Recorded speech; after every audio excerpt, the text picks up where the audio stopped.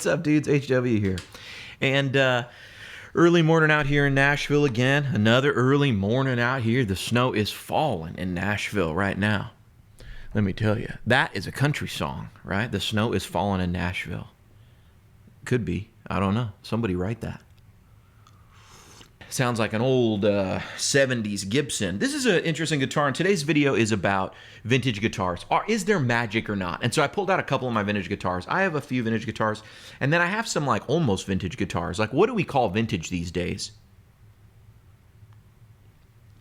When I was growing up, a young lad in San Francisco, I was playing around town, and I was running around, and I was buying stuff on Craigslist for real cheap. And, you know, we only considered vintage the 50s and 60s stuff. And that wasn't that long ago, because, y'all, I'm only 38 years old. I ain't like an old dude, you know? I ain't like an old man, you know what I mean?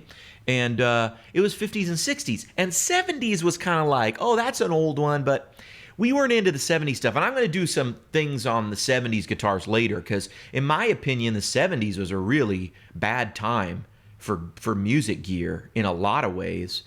And only now are all of a sudden people lying to themselves saying they're great instruments. They were few and far between. Every company was doing the opposite of trying to improve the quality of the instrument for the instrument's sake. Every decision became about money and bean counting.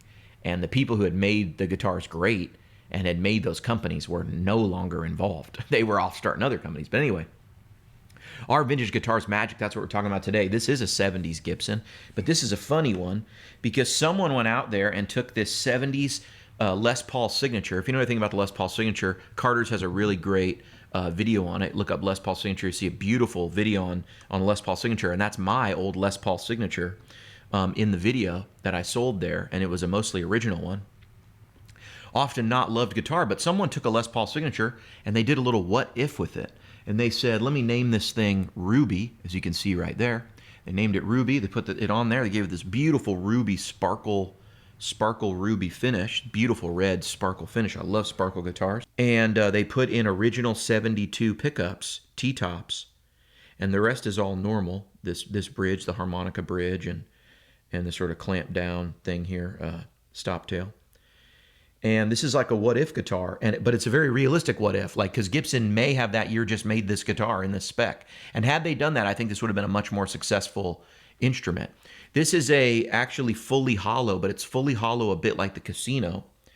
I'm sorry, it's not fully hollow like the Casino because it actually has like some material, some like foam-like material, and a block down here. And it's a fairly large block, but the cavity is open down here and up here, but there is a block in there. And so it's not totally like the Casino in that way, but it's not really like a semi-hollow. But Les Paul was going for something both ways. And it sounds really good. It sounds like this. You heard it at the top, but it sounds like this.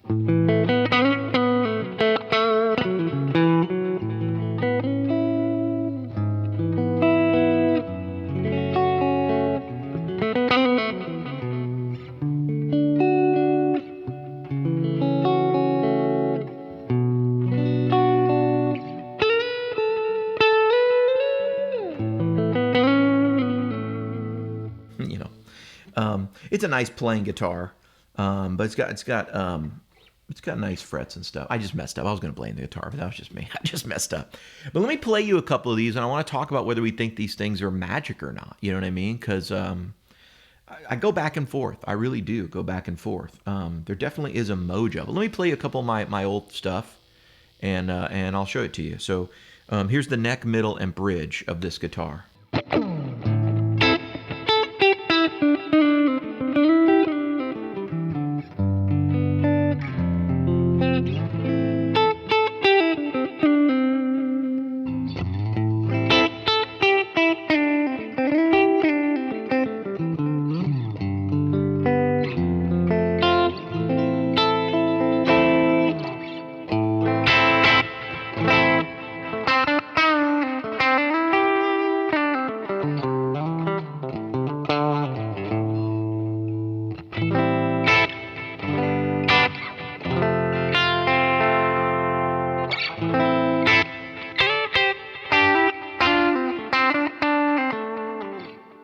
Here's an old Guild 64 Starfire 5.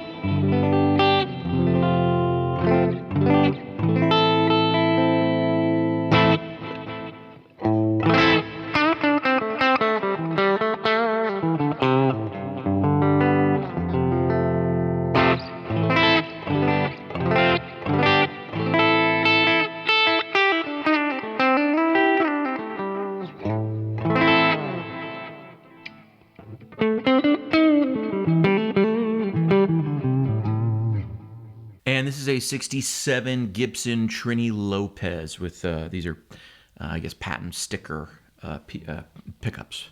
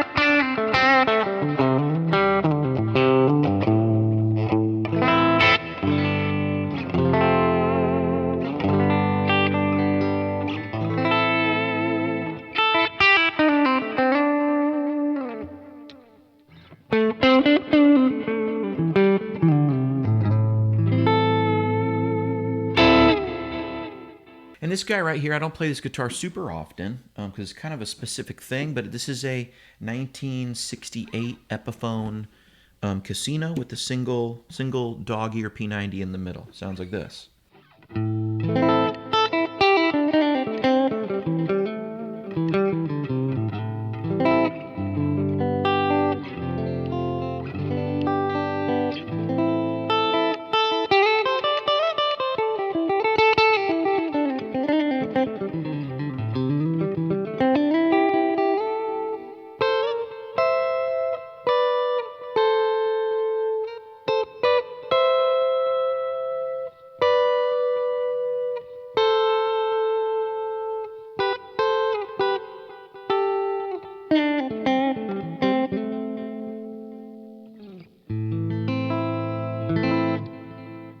Are they magic? Is there mojo? That is really, it's kind of up to the person. I will tell you, there is something about old wood and vintage guitars that I think is undeniable. I think whenever you play stuff from the 60s, from any of the like quality brands, I'm not talking about the cheap stuff made in the 60s, which might be really bad. But I'm talking about if you play a Fender from the 60s, any Fender, any Gibson, any whatever, you play them from the 50s and 60s, there is something about them that is just a feel. Maybe it's the wood. I don't really know. But in my opinion, just as someone who has collected some guitars over the years, I've owned many more vintage guitars than this. I've kind of been getting out of the vintage thing in the last, feels like year or two. I've sold some guitars, and I used to have more 335s. I had some great ones. But at the end of the day, you know, they aren't all the guitars for me as a player, and so I don't always need to keep them around. They're fun to have. They're fun to experience. You know, and that's one of the joys of life, is experiencing things, owning pedals, owning amps, and then letting them pass by, you know. We're all just moving through, you know, like dust in the wind. Here we are like dust in the wind. This will probably get copyright strike now that I sang that, but there's something there. I don't want to be one of those people who like vintage is it. If it's not vintage, it's crap. Because I actually think a lot of the old Japanese stuff, those are my favorite guitars. And I think they're way undervalued for what they are. And a lot of those are vintage now. Like, is vintage the 80s stuff? Probably. At this point, I see a lot of vintage Gibsons from the 80s being advertised as vintage. And I get it. They're 40 years old now. And in the 90s, we were saying 60 stuff was 40 years old. And a lot of that stuff was only 30 years old at the time. Or we were saying it was vintage and it was only 30 years old. And the late 50s stuff in the late 90s was only 40 years old. So it's been 20 years since then. And you know, we're now going, is 80s stuff vintage? Is 90s stuff vintage? That doesn't make any sense to me. I used to think being vintage meant 30 years or older.